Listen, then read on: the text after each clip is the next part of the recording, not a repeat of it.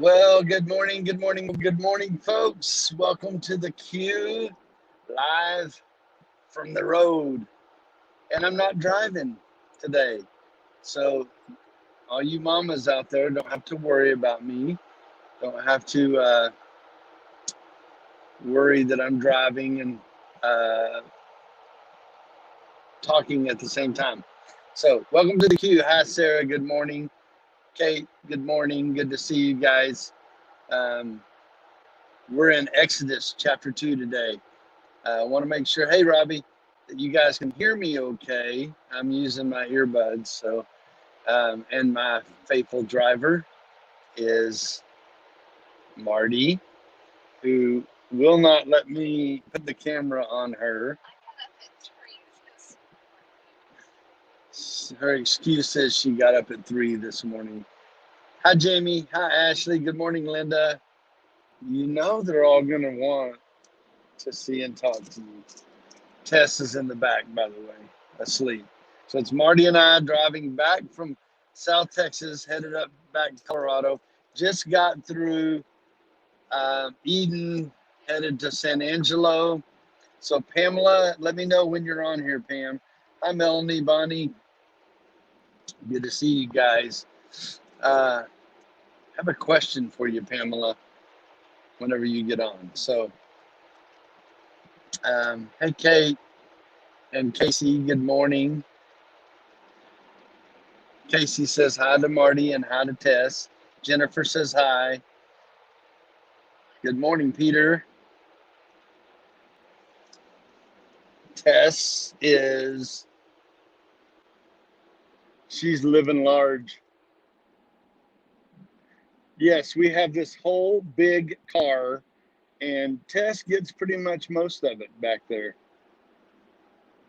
Ridiculous. But that's the way it goes. Hey, Mary. Good morning.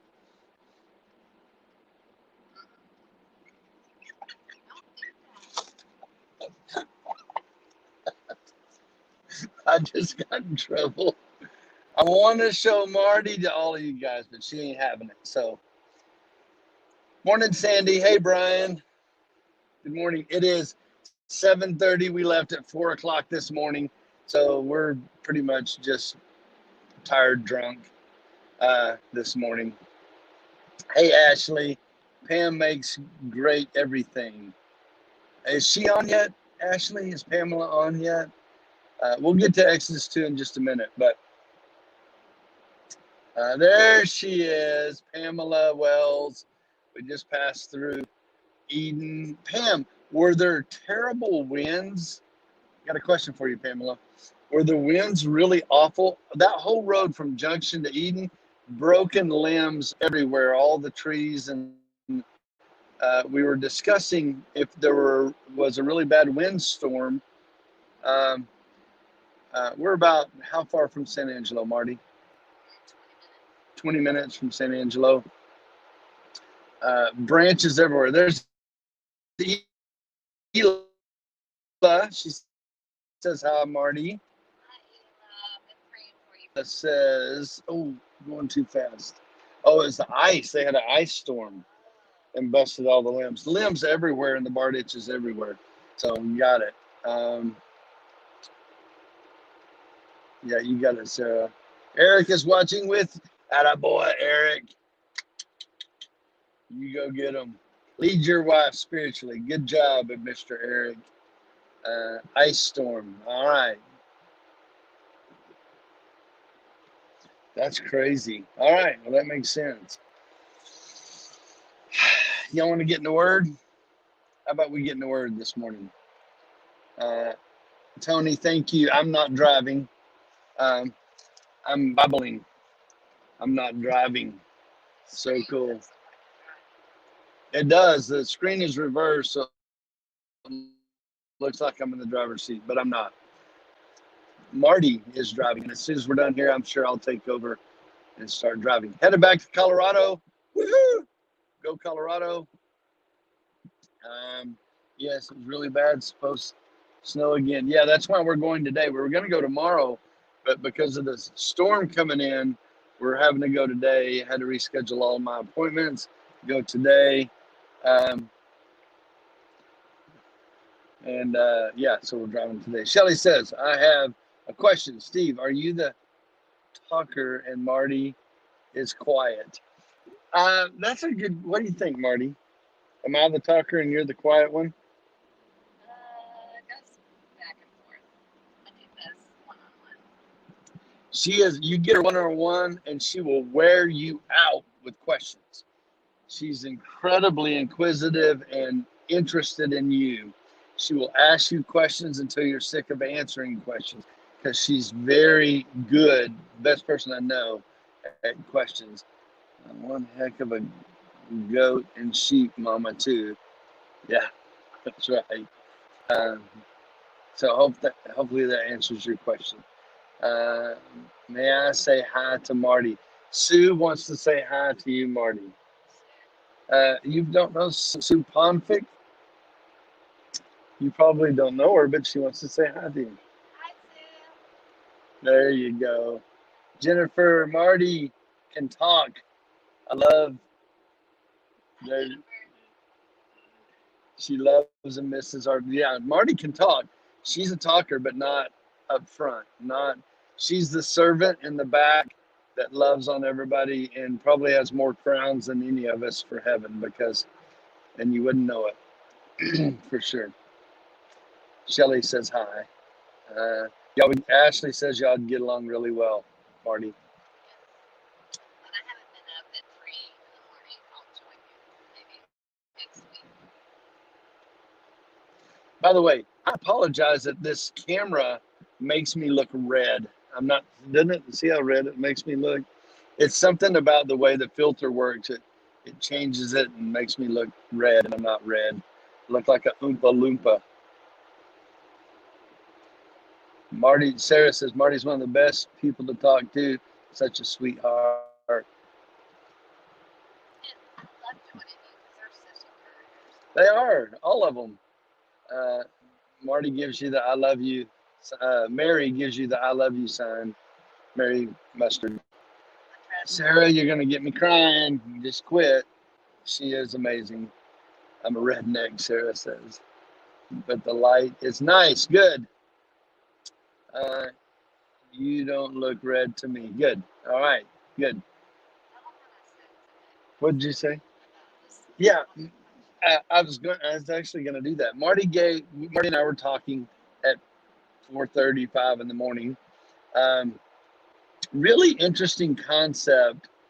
Does the camera make me look fat? Yeah, that's funny. You two are a great team. We are, Melanie. She's pretty amazing. Marty, pray for sweet Riley Cummings. I know. That's fine. Okay, she's with you. Yeah, nice flat scenery. It is flat. So Marty and I were talking, and Marty just laid out this incredible insight having to do with the turmoil in our politics and oh, okay, we'll get to that in just a second. Interesting, just quick thought. When Jesus was here, other than saying, render unto Caesar's what is Caesar's, that's the only thing he said. He did not uh, uh, bother himself with politics. Why? Because it's not about politics. God is a million times more powerful than politics. Jesus was worried about things of the spiritual nature, not of politics. And we Christians seem to be just obsessed with politics and what's going to happen politics wise. Jesus wasn't concerned with that. Yeah, and it was a very, Marty's saying, it's a crazy time, lots of crazy politics, lots of bad things happening politically. Jesus didn't care. That wasn't his concern. He was worried about souls and hearts. You and I be encouraged, right? You and I can be encouraged. We don't have to get all weirded out about politics. Jesus wasn't. We don't need to be. So what was the other thing that? Just I was talking about them functioning so sweetly as a Oh yeah, her woman's heart was talking about how amazed she is at how sweet y'all are to each other, and cards and gifts and kindness and compassion. And like this has really been a church, a body of believers that's come together like a church. What is the other word? They just pray for each other. A lot of them don't even know each other. It's just so sweet. Yeah, how y'all pray for each other and don't even know each other. Really cool deal. God is in control. Put your faith in the Lord. He will take care of us. Yes, God's in control. I've tried to tell y'all this from the beginning. Whoever's president doesn't change what we do day to day, right? Yeah, very cool crew you guys are. Speaking of which, how about we look at some Exodus this morning? Exodus chapter 2. Just need to stay anchored in Jesus. Yes. Church. Yes. Bible study was not on Facebook. Have to get out of Facebook. Yeah. A lot of people would love to dump Facebook. I'm trying to do it on YouTube. You can join it live on YouTube every day too if you want. So, let's see here. Please pray for Robbie. He has it. Robbie got the COVID. Lyle Christ. Lyle Christ. How about Lyle Christ being on here? One of my most memorable childhood friends. Lyle Christ and I got in trouble by his mama for, I totally ripped him off one day rolling dice for a bucket of change. I don't know if you remember this, Lyle. And I kept changing the rules so that I would win every time. And I took all your whole bucket of money. And boy, your mama got on to us. Yeah. Glad you're here, Lyle. Can we do, everybody say hi to Lyle Chris, by the way. Childhood buddy. His sister Wendy and I in class together. Wendy's one of my dear friends. His older brother Clay and my older brother Shannon, best friends, still best friends. Good dude. Yeah, we all hate Facebook, but what a avenue it's given us, right? God has used what was meant for evil, God is using for good. Oh, Ruben's on. Yeah, I love you too, brother. Wish we could reconnect. I'd love to just hang out with you, Lyle. Lots of great memories with Lyle Chris, playing Atari in his house. All right, let's get going. Yep, the only time you know push it now is good for you, Kate. Bull. Dog. Marty both looked at each other. Tess must have eaten something bad. Marty says dog. Woo! Broccoli?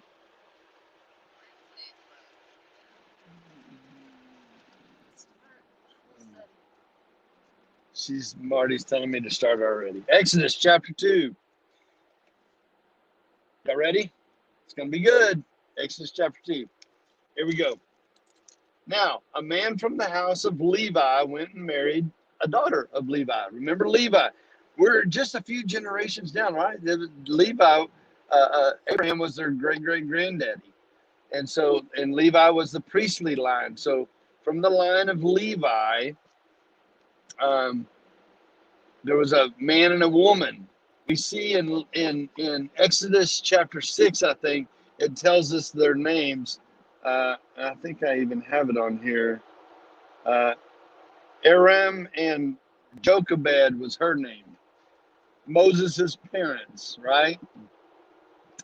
It says, from the line of Levi, there was a man and a woman. And the woman conceived and bore a son. And whenever she saw that he was beautiful, she hid him for 3 months. Remember, there was an edict that every new male Hebrew that was born was supposed to be thrown into the Nile, killed. Well, interesting, it says that whenever she saw he was beautiful, she hid him for 3 months. If he had been ugly, he gets dunked in the Nile. If he were ugly, that's a weird thing to me, but because he was beautiful, I think I get the sense that he must have radiated spiritually. God gave him a radiation, a beauty that she did something special with him. Hey, Reed, good morning, brother. Good to see you. That she hid him for 3 months, but whenever she could hide him no longer, she got him a wicker basket and covered it over with tar and pitch. Then she put the child into it and set it among the reeds by the banks of the Nile. So look at the sun coming through. How pretty is that? Squirrel. So this basket, that's what we see all the pictures with, right? Moses in a basket. This was made from papyrus. These were the reeds. The reeds were called papyrus. And if you do any study on it, the big thick reeds, and they would still make boats out of it in Ethiopia. They still make boats out of these. You tie all these reeds together, and actually this term basket is the same term in the Old Testament that they use for the ark. It's a boat, this basket. It's not just a little bread basket sitting on the counter. It was a little boat made out of papyrus. That's the type of reeds they used. And so it was an actual kind of boat covered in tar to make it waterproof. And they put them in the Nile. My thought was, was this a torrent river or whatever? So I started doing a little homework on the Nile. The Nile, Egypt dumps into the Mediterranean, not Mediterranean, whatever the ocean is there. Egypt dumps into it, and the Nile, debated to be the longest river in the world. It and the Amazon are debating who's the longest, but it goes down. This is on the continent of Africa, right? Egypt is at the very top, and the Nile runs north through the continent of Africa, comes together at Egypt, and dumps into the ocean. Well, there is actually the White Nile River and the Blue Nile River. The White Nile River starts in Uganda, right next to Kenya, where Marty and I go. Yeah, we've been there. It starts called the White Nile River, and starts in that Uganda, Kenya area, travels up all the way to Egypt. On the other side is the Blue Nile River, and it goes over to Ethiopia. So those two come together, make the Nile, which flows on north. We think in Texas everything flows south. Colorado, everything kind of flows south, to the Gulf of Mexico, sort of thing. But anyway, White Nile River, Blue Nile River come together, make the Nile. But it's like the Amazon. It's this big, wide, soft-running river. So there must have been a plan. It wasn't going to get washed down and washed away.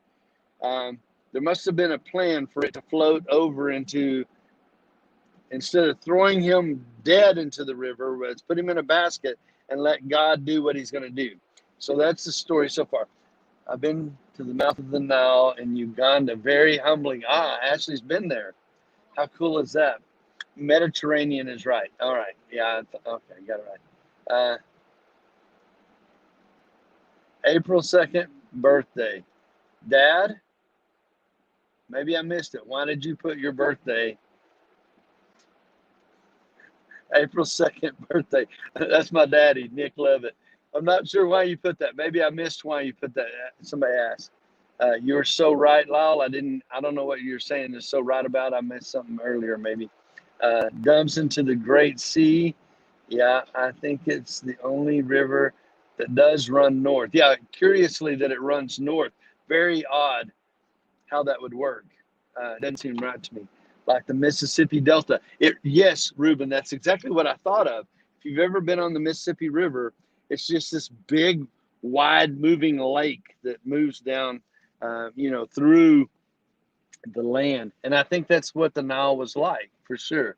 We were putting birthdays, on the address list. They were asking what the birthdays were. Lean over just a little bit, Marty. This way. Say hi. She's stretching her leg. Lean over and say hi, please. Lean over and say hi. Come here. Come here. There we go. Good girl. Rachel Renee Clark. I don't know who that is, but I'm glad you're here. All right. So that's the Nile. That's how it got there. That's the basket he was put in, like a little boat, and he's just floating around. He's a little baby. He's just floating away. She's trying to save his life. Woo. Marty's playing Speed Demon over here. Threw my thing off. Not to change the subject, but squirrel moment. Can we please talk about mission trip to Africa or somewhere? Not now, but later. Sarah wants to go to Africa, Marty. Yeah, we just need to put that together after COVID. Rachel Clark, I don't know you. I don't think I know you, but I'm glad you're here. Everybody say hi to Rachel. 2 hands on the wheel and eyes on the road. Hey, Ruben, I'm not driving. That's the good news. I'm teaching. I'm not driving. Marty's driving. So I know it looks like it because the camera's backwards. So it's like the Colorado River in some areas in a way. Yep. So much trust. Can't imagine having to do that with my child. Yes. I would so go with. Well, Casey, interesting. She did. They had a plan, and it was a sneaky plan, and it worked. And I'm going to tell you about it in just a second.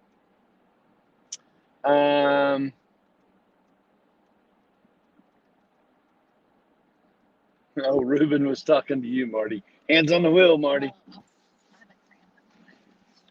So here's what happened. In a basket on the banks of the Nile. And Moses' sister, the baby's sister, it says, verse 4, and his sister stood at a distance to find out what would happen to him. So Mama put Moses in a basket,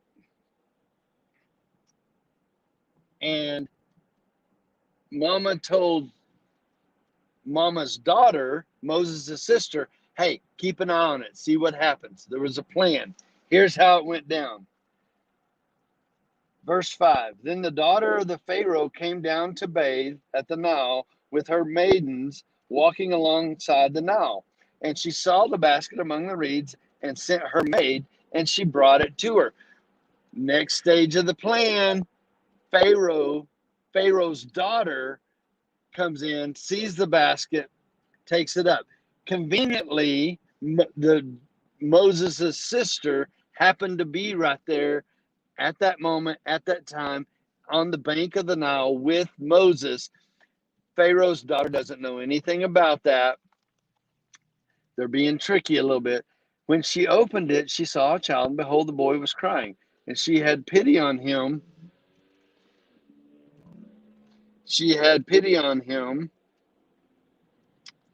And said, this is one of the Hebrew children. So Pharaoh's daughter recognized this was a Hebrew.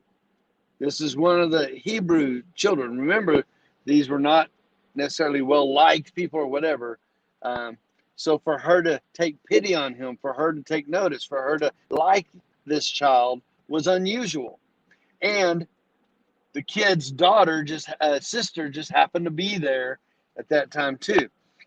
Then his sister, verse 7, then Moses' sister said to the Pharaoh's daughter, conveniently, shall I go and call a nurse for you from the Hebrew women so that she may nurse the child for you? Sneaky, sneaky. And the Pharaoh's daughter said to her, yeah, go ahead. So the girl went and called the child's mother. How cool is that? Moses' mother, who I'm sure had been breastfeeding and nursing this baby already, the daughter goes and gets the baby's mom. Pharaoh's daughter doesn't know that. All she knows is another Hebrew woman. She's going to nurse it and take care of it. Not only that, and the Pharaoh's daughter said to her, go ahead, verse 9, the Pharaoh's daughter said to her, take this child away and nurse him for me, and I shall give you your wages. So the woman took the child and nursed him. How incredible is God's working? She thinks she's turning her baby over to probably die.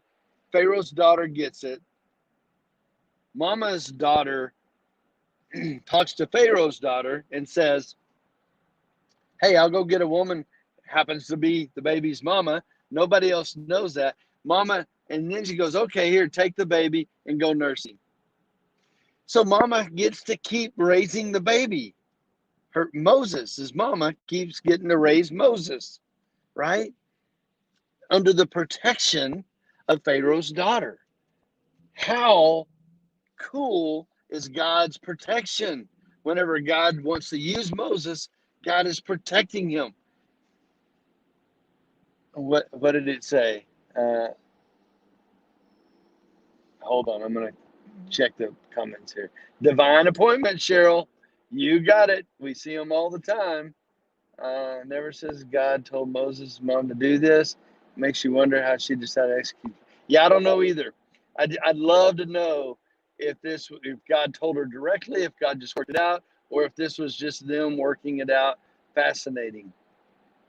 Divine appointment. No, she's getting paid to nurse her own kid. Yeah, not only is she get to keep her kid, she's getting paid to do it. Total God thing. Very cool. I'm trying to catch up here. You beat me to it? Yeah. Okay. Incredible, God's plan. God's timing is always perfect. Yes, it is. I'm going to keep going a little bit further here. She saw the child. No, where were we? Verse 9. Verse 10. Exodus chapter 2, verse 10. And the child grew, and she brought him to the Pharaoh's daughter, and he became her son, and she named him Moses and said, because I drew him out of the water. Because I drew him out of the water. The name Moses means to draw one out. Very simple. I drew him out of the water. I'll call him Moses. That's what it means. One who's drawn out. You know, you and I are drawn out. God draws us out. God chooses us. God calls us. God draws us to him. And we have the name Christian. Christ's men. Christian. We are drawn out. Right? Just like Moses was drawn out for protection and to take care of. And he's going to draw out his people out of the land of Egypt. No question about it. So the story goes, she goes and takes Moses home, gets paid to nurse him, and then gives him back probably at the age of 3 or so, after he's been weaned. They think that it was probably after he had been weaned at 2 or 3 years old. She gave him back to the Pharaoh's daughter, and the Pharaoh's daughter made Moses her own son, and then raised him in the Pharaoh's house. Raised him in the Pharaoh's house for the rest of his life, for the next 40 years, actually. If you look in verse 11, we have a gap. We're going to end right here, but in verse 11, there's a gap of 40 years from the time 2 or 3 years old to the time he was an adult and went out on his own. Probably about 40 years. In fact, we know it's 40 years. According to Acts, it says that he was 40 whenever he got exiled from Egypt. So we know it was 40 years in that gap there. But what's interesting to me, he was raised as an Egyptian, but his heart was Hebrew. However you're raised, whatever influences you have, where is your heart? His heart is Hebrew, and we're going to see that in verse 11. A Hebrew's getting persecuted by an Egyptian, and Moses identifies as a Hebrew and attacks the guy who's attacking the Hebrew. He defends his own people. His own people was not who he was. The parenting issue here. His own people were not who he was raised all of his life with. His own people is who he was raised the first 3 years of his life. And his nationality. Like, God had a thing on him. But I'm telling you, parents, what you do in that first 3 to 8 years of your child's life changes them forever. He was forever a Hebrew because of what happened the first 3 years of his life. I believe that. that son. That's so funny. I bet his mama did a whole lot of praying for him too. After she gave Mama the prayed. absolutely. I'm sure Mama prayed. You mamas do that. You mamas pray for your kids. It's crazy. All right, questions or comments? My Bible says Moses means drawn forth. Yep. 100% account, the depiction of Prince of Egypt always gets my heart going. One of my favorite soundtracks, too. Yes, yes, yes. Another miracle that God was able to keep the Hebrew influence in him because I'm sure he wasn't getting in the palace. Yes. Look, God had a plan. The bottom line is Trump, Biden, whatever, God has a plan. And it's far beyond what you and I can do. It's far beyond what you and I need to worry about. God has a plan. God had a plan for Moses, and he had a plan for the whole Hebrew nation. I'm sorry, I'm trying to get that reflection. There we go. God had a plan for the whole Hebrew nation. I'm just going to hold my hand up right there. to the Here we go. God had a plan, just like he has a plan for you and I, a plan for the world today. And a bunch of voters aren't going to change that. Man, I'm sorry, guys. I don't know what to do. That's a good idea. My brilliant wife. Oh, looks like Tess is awake too. Tess. Everybody say hi, Tess. God has a plan and he's working it out, right? He's working. He's working it out uh, outside of what we think or what we assume is going to happen. Stop worrying about what's happening in our politics. Stop being obsessed with Fox News or whatever. God has a plan, and it's not in our control. We do the best we can. We vote the way we need to vote. We have passion and stand up for what we believe in. But God has a plan, just like he had a plan with Moses. What was the official, the official Q salute? Screenshot that one. There you go. Move your luggage is also go away. Yeah, I could do that, but that's a little too hard. All right, I'll go back and read comments later. If there's anything anybody wants to say on here or questions, I'll be glad to stay on a little bit longer and answer them now. But we look at the next steps that God's going to use to bless the Hebrew nation to exile them out of Egypt back to the land of milk and honey. Marty can't see. She's Mario Andretti. There we go. You would not believe how much stuff we have in our vehicle right now. It's pretty crazy. Tess is just chilling, looking out the back window, watching the cars. I love that. All right. Any other questions or comments? Sorry, this has been rough, a little out of ordinary, but that's the way it goes. Shelly says, Steve, one more time. Oh, your daughter, Rachel. Rachel, I've met you. I know you, Rachel.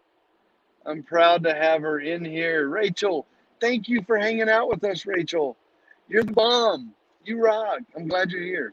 Now I know who Rachel is. I'll know from now on.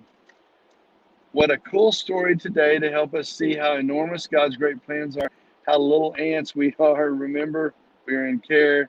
Let them flow. Where is the coconuts from the bees? Did you go during Christmas? Did not bring coconuts back. Marty, got anything to say? She always, come on.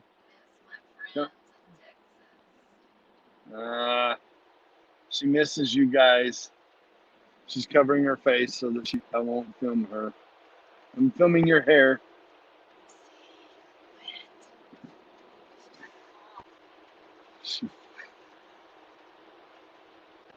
All right, I better quit before I get in trouble. All right, guys, mission trip. Keep praying about it. We'll just figure out maybe next winter. I don't know. We'll put together a Kenya trip for sure. I say that. Let's get COVID out of the way, and then we'll work on something. Thank you for being so loyal, faithful, even when we're traveling. You're welcome. Thank you, Marty, for driving so Steve could deliver his word. Sarah says thank you. Sarah says let's do it. Thank you, Steve. Great word again today. Always a great word, and always get to see that God is doing something bigger than us. Don't stress. No more stress. Don't worry about politics. Don't worry about presidency. God's got it. He's got a plan. And that doesn't mean God's got it to where it's all going to work out great, by the way. That just means it's going to work out the way God wants it to work out. It may not feel great to us always, but God's got a plan. All right, I'm out. Thank you, Steve. Great word again today. My daughter and I will go to Kenya. All right, Brian, we'll make it happen. We'll make it happen. We'll figure it out. You guys are awesome. Keep on keeping on. We'll see you back here from Colorado tomorrow morning. Hold on, we had some comments. Kate Ward, there's so much we can. Yes.